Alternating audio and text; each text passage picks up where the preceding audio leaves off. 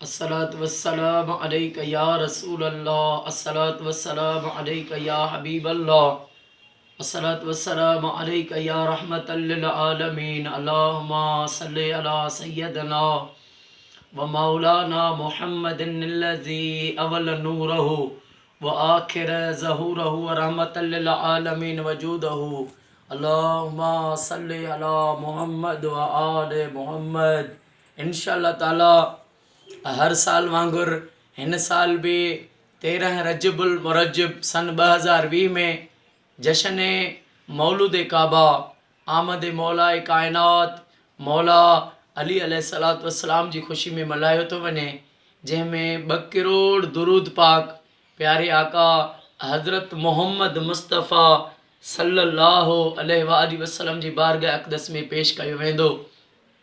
सॼी दुनिया में जेके भी मोमिन बाना आहिनि, मुसलमान भाइर भेनरूं, पाकिस्तान सॼे में, उन खां अलावा ॿियनि मुल्कनि में, सऊदी, ईरान, इराक, शाम में जिथे भी मुसलमान मौला अली जा दीवाना रहनि था, उहे अॼु खां वठी दुरूद शरीफ़ पढ़णु शुरू कयो।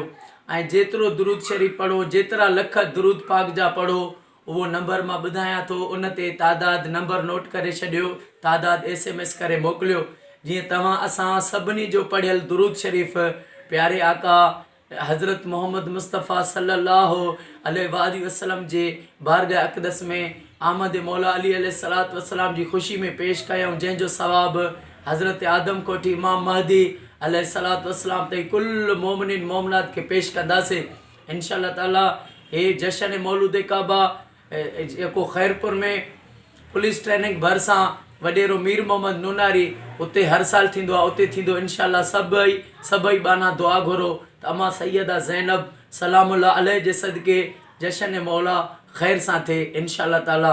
ऐं उनखां रोज़ जेका लख दुरूद शरीफ़ पढ़ूं था, लख सलवात रोज़ पढ़ूं था, उहा रोज़ पेश थी वञे, उहा काउंट न थींदी। बाक़ी जेके आहिनि घरनि में पढ़ो, उहा दुरूद शरीफ़ काउंटिंग करे पोइ 13 रजब खां कुझु ॾियार अॻु में पोइ इन मुंहिंजे नंबर ते तादाद SMS करे मोकिलियो, जीअं तव्हां असां सभिनी जो पढ़ियल दुरूद प्यारे आका सल्लल्लाहु अलैहि वसल्लम जी बारगाह में पेश कयूं।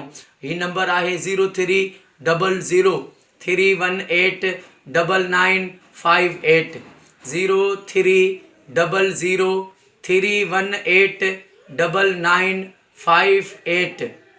इंशाअल्लाह हर साल की तरह इस साल भी मौला अमीर अलैहिस्सलातु वस्सलाम की आमद की खुशी में जशन मौलूद काबा खैरपुर में पुलिस ट्रेनिंग सेंटर के इस करीब वडेरो मीर मोहम्मद नूनारी में वो मनाया जाएगा।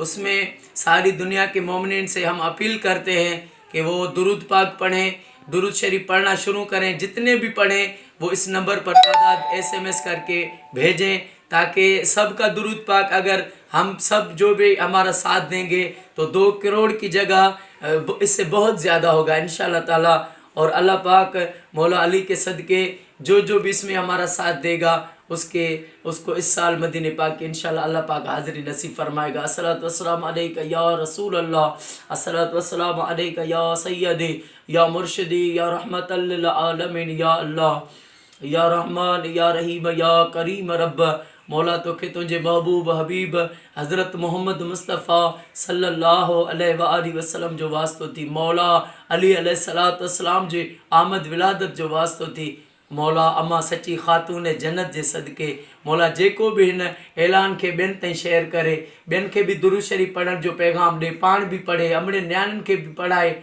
उहे जेके भी हिन में दुरूद शरीफ़ पढ़ी असांखे ॾियनि, उन्हनि जूं सभु परेशानियूं दूर फरमा, उन्हनि जा ॾुख दर्द दूर फरमा, उन्हनि जे रोज़ी रिज़्क़ में बरकतूं अता फरमा।